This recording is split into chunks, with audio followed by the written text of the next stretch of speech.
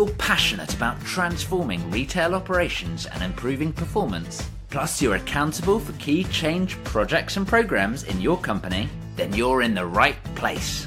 Welcome to the Retail Transformation Show with me, Oliver Banks.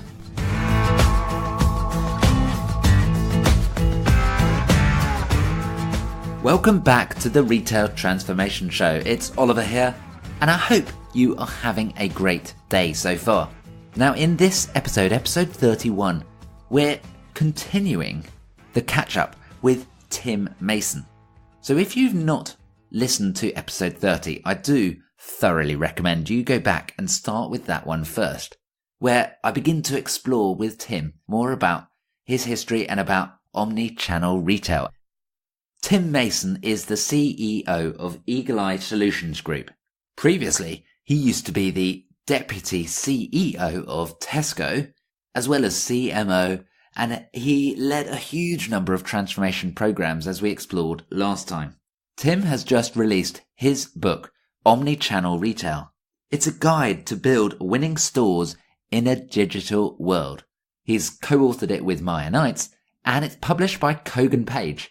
And it's a great read if you're interested in defining how your stores can be successful in today's digitally enabled world. Now, maybe you're thinking that it's all about the internet, it's all about e-commerce, right? Well, wrong, because 90% of purchases are still completed in a physical store. And there are so many things that physical touchpoint can do that a digital touchpoint cannot. However, to be super successful in today's marketplace, it is critical that your store, your physical store, and your digital environment, your digital ecosystem, do work hand in hand to drive sales, to drive footfall, and ultimately to build a meaningful relationship with each customer on an individual level. So as I was mentioning, this is the second part of my catch-up with Tim. If you've not listened to episode 30, the first part, do go back and listen. Otherwise, we're going to jump straight into this. And we're going to kickstart with some of the work that Tim led to ensure that he and his team at Tesco could hold themselves to account when it comes to privacy and customer trust. So take a listen.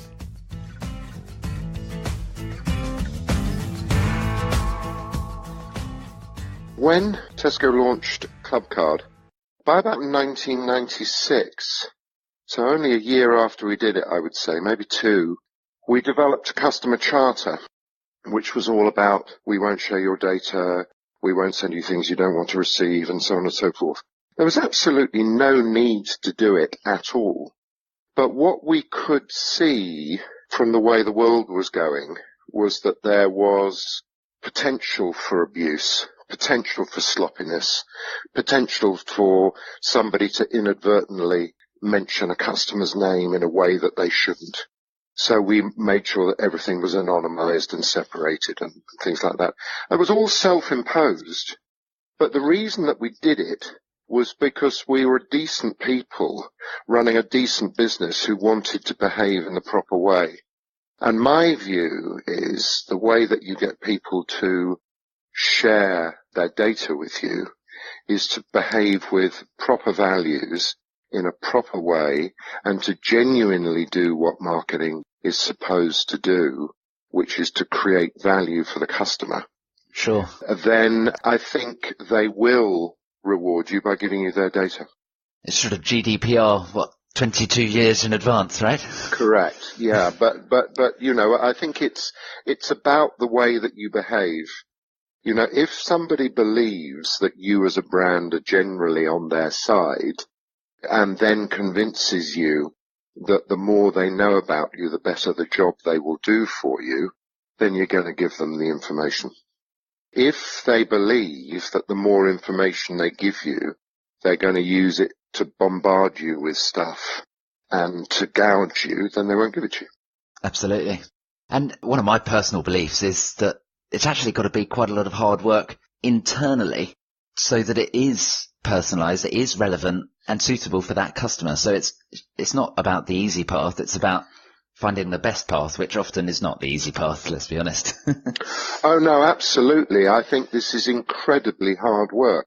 You know, one of the things that I've said in this book and come to realize is not everybody is going to want to run a 1990s type points mean prizes loyalty scheme with their margins now squeezed by discounters on the one hand and online on the other hand. They're just going to say, we can't do it. We haven't got the room to maneuver.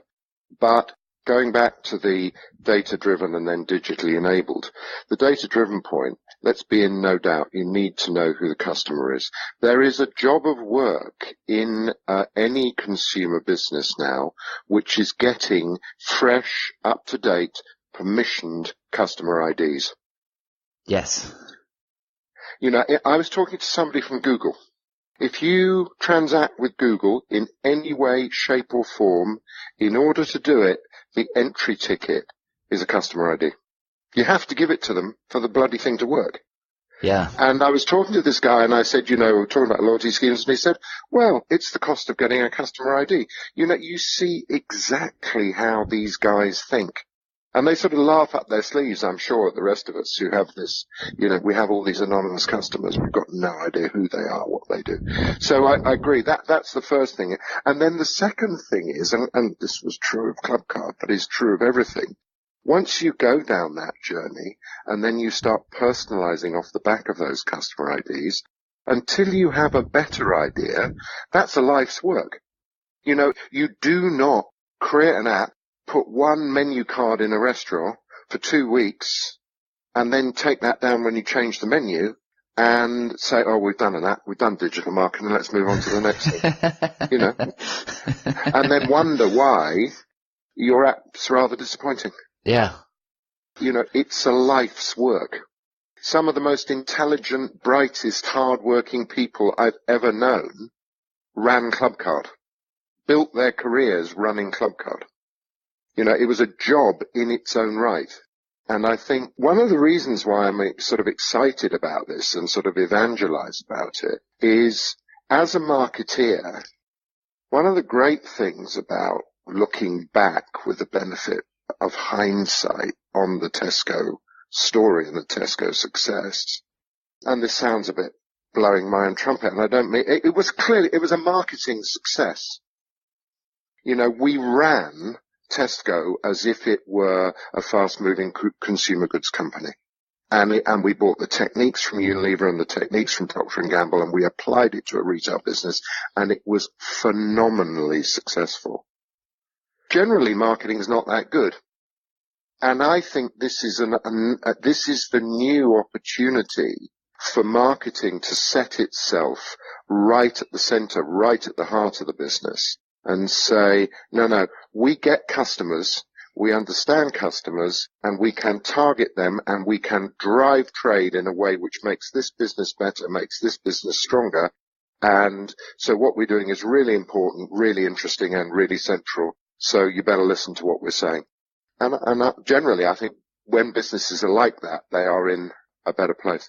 I couldn't agree with you more. It's so important to be able to tie up all of the touch points with a brand throughout. So into obviously advertising, through your marketing and point of contact, outside a store, inside a store, both online and offline. It's got to sit right at the heart of the whole retail operating model and connect it all together.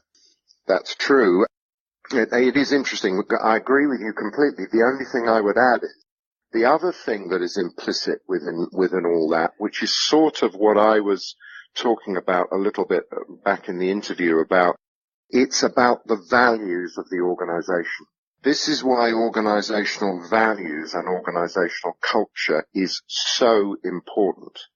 Because if you think about what you described there is no way that you can do that in a command and control way.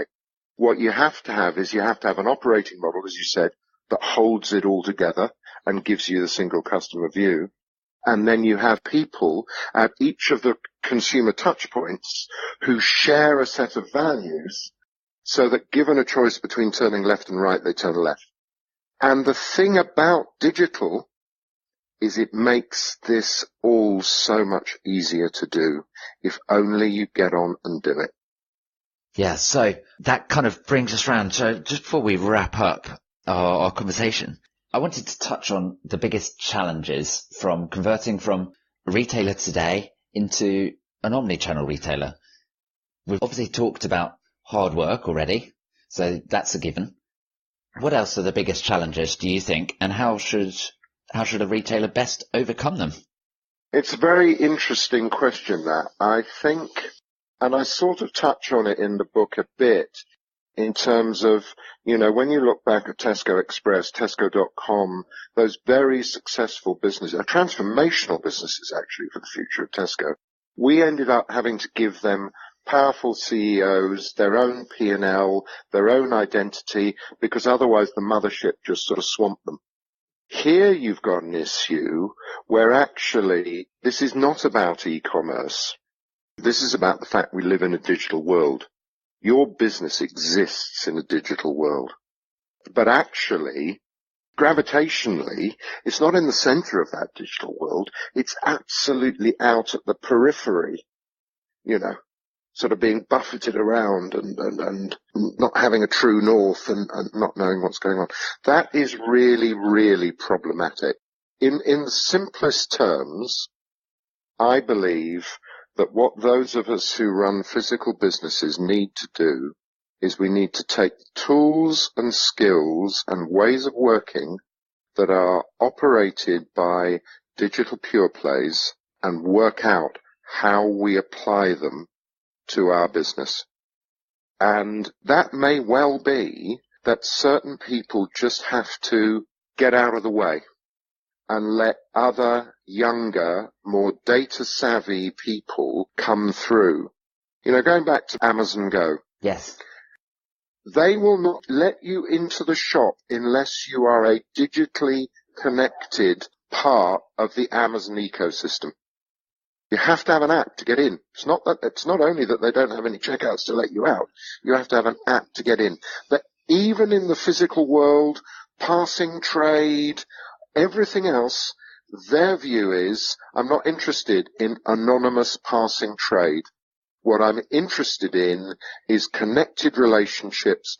And if going back to steal a phrase from Tesco, why do you want connected relationships?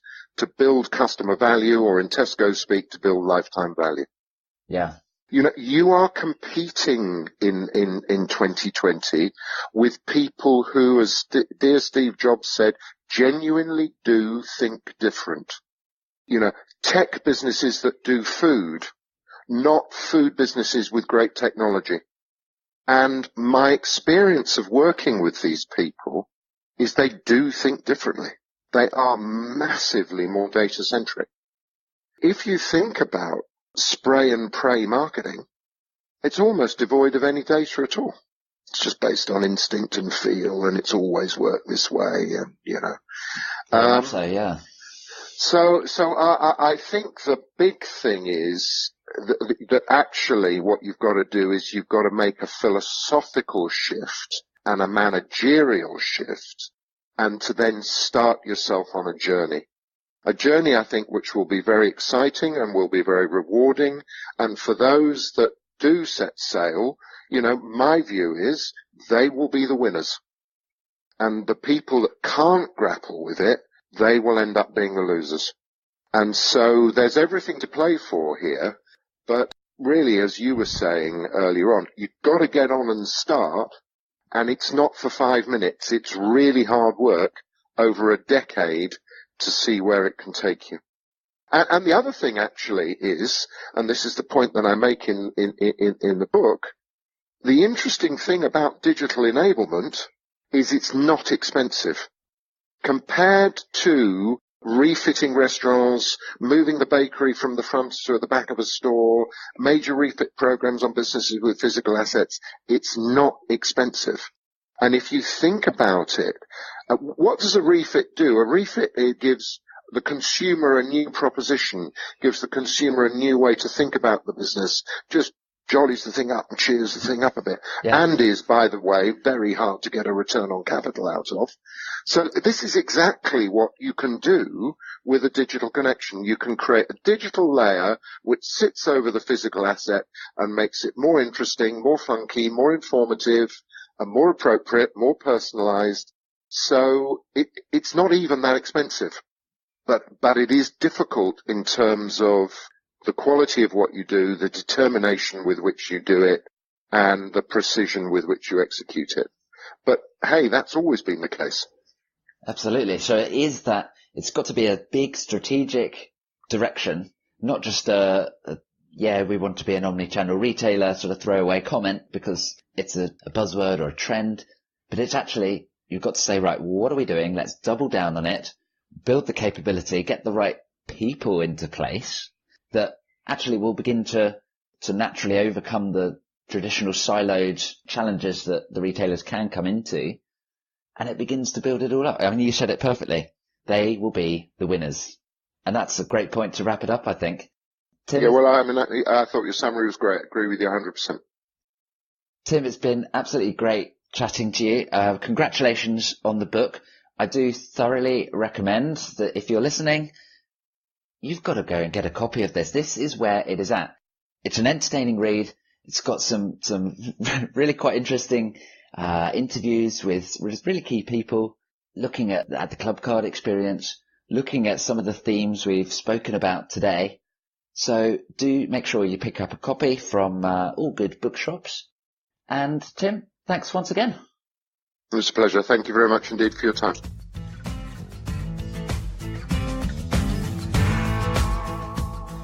Wasn't that a great conversation there with Tim Mason? I really enjoyed exploring particularly some of his back history with Tesco, having been at Tesco myself, understanding about the journey that he went on with Clubcard and how ultimately going deep into customers' lives, really understanding them, can deliver. And it makes total sense. I'm sure you agree. And I just want to pull out a couple of quotes that Tim mentioned that were really resonated with me and I think are the key takeaways for you right here. So the first one is, it's not about e-commerce. This is about the fact that we live in a digital world. And there's no escaping that, right? You know, we do live in this digital world. We are connected with a supercomputer in our pocket all the time in our smartphone. We do buy across channels and we do want to make life simple. So it's all about that. How do you do that using digital, becoming digitally enabled, as Tim put it, and data driven as well, of course.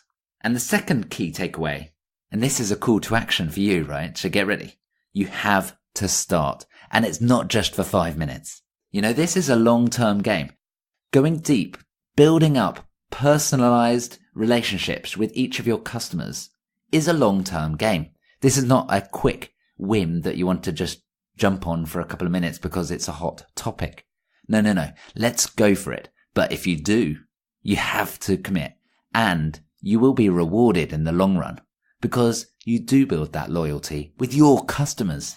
So I would love to know, what was your key takeaway from the whole session with Tim Mason? Either let me know on social media. I'm on LinkedIn, Oliver Banks, or on Twitter at Ollie_Banks. That's OLLIE_Banks. Or drop me an email, oliver.banks@OB&Co.uk. And I do really look forward to hearing what you got from this catch up with Tim Mason. Now, just as a quick reminder, Tim's book is available, Omnichannel Retail, by Tim Mason and Maya Knights, and it's published by Kogan Page, available in all good booksellers. I'm going to put a link to the book on the show notes page, ob&co.uk/31. I look forward to joining you soon on the next episode of the Retail Transformation Show. So if you've not already done so, please remember to subscribe. And until the next time, I wish you well. Bye.